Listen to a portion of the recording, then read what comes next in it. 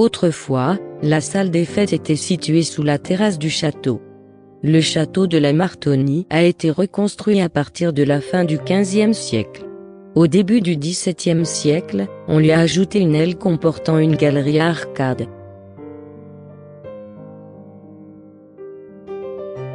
La halle et sa charpente du XVIIe siècle.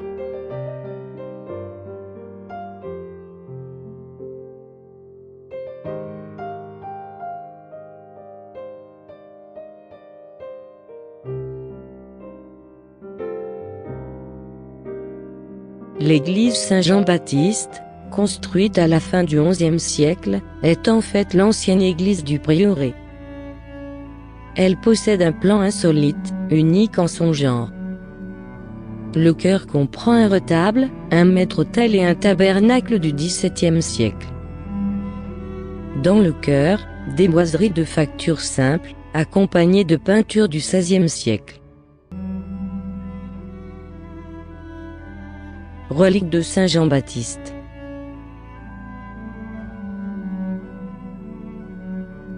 Une des 3 absidioles. La place du village, de nos jours.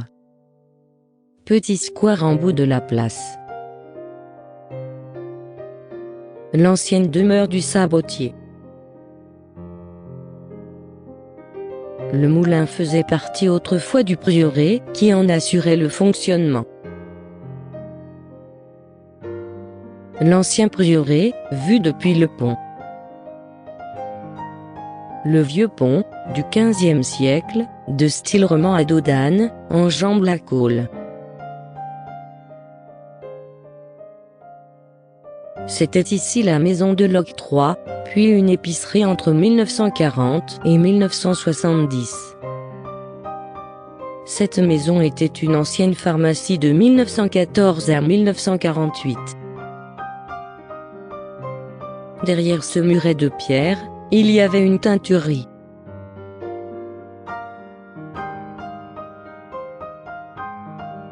La poterie du Colombin, dans le quartier Saint-Jacques. Une des ruelles du village, bordée de maisons aux façades décorées de rosiers grimpants.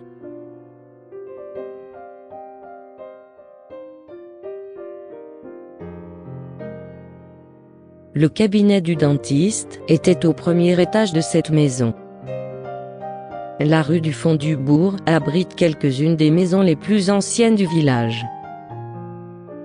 Ce sont des maisons à colombage et encorbellement, construites au XIVe siècle.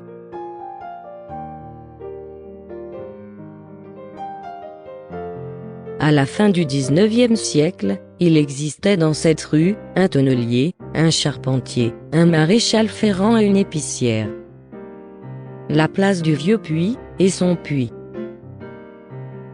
Ici, se tenaient les chopes du cordonnier, à la fin du XIXe siècle.